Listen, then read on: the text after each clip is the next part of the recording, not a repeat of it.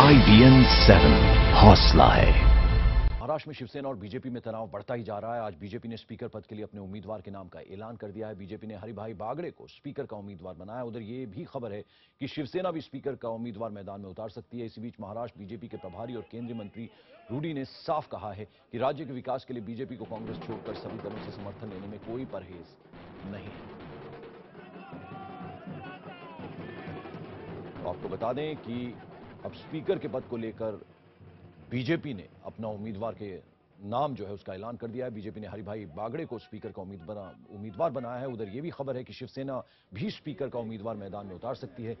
इसी बीच महाराष्ट्र बीजेपी के प्रभारी रहे हैं और अब केंद्रीय मंत्री हैं राजीव प्रताप रूडी। उन्होंने साफ कहा कि राज्य के विकास के लिए बीजेपी को कांग्रेस छोड़कर सभी दलों से समर्थन लेने में कोई परहेज नहीं है। यानी एनसीपी जो बाहर से समर्थन लेने की बात कर रही है, क्या उनके साथ भी बीजेपी जा सकती है, ये आने वाले वक्त में तस्वीर जो है वो साफ हो सकती है। शिवसेना 2 दिन की एक तरह से उन्होंने बात कहकर एक टाइम बाइंग स्ट्रेटेजी शिवसेना की तरफ से थी, वो भी झुकने को तैयार नहीं है। और स्पीकर का नाम के लिए उन्होंने भी अपना उम्मीदवार आगे किया है। आपको अध्यक्ष पद के लिए नामांकन पत्र भरना है, तो आज मैंने भर दिया है। धन्यवाद। के जो स्पीकर के उम्मीदवार हैं हरिभाई बागड़े, वो अभी बोल रहे थे। आपको बता दें इनको स्पीकर का उम्मीदवार बनाया है बीजेपी ने। उधर से जैसे कि हम आपको बता रहे हैं कि शिवसेना भी स्पीकर का उम्मीदवार मैदान में उतार सकती है। दिनेश मौर्य हमारे सहयोगी इस वक्त हमारे साथ जुड़ रहे हैं। दिनेश, क्या इस वक्त ताजा जानकारी? बीजेपी ने अपना उम्मीदवार का नाम का ऐलान किया है, शिवसेना भी अपना उम्मीदवार की बात कर रही है, क्या कुछ चल रहा है इस वक्त?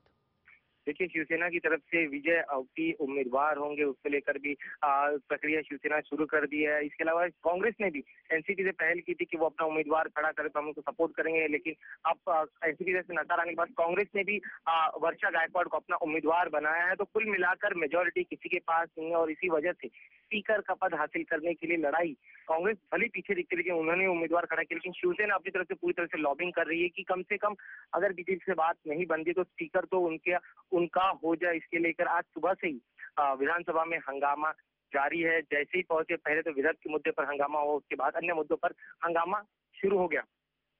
कल हमने जिस तरह से देखा था कि विपक्ष वाली जगह पर जाकर शिवसेना के तमाम विधायक जो हैं वो बैठ गए थे विधानसभा में, आज रूडी ने यह बात कही है कि बीजेपी को कांग्रेस छोड़कर सभी दलों से समर्थन लेने में कोई परहेज नहीं। इसको किस तरह से लिया जाए? एनसीपी बाहर से समर्थन देने की बात पहले ही कर रही है।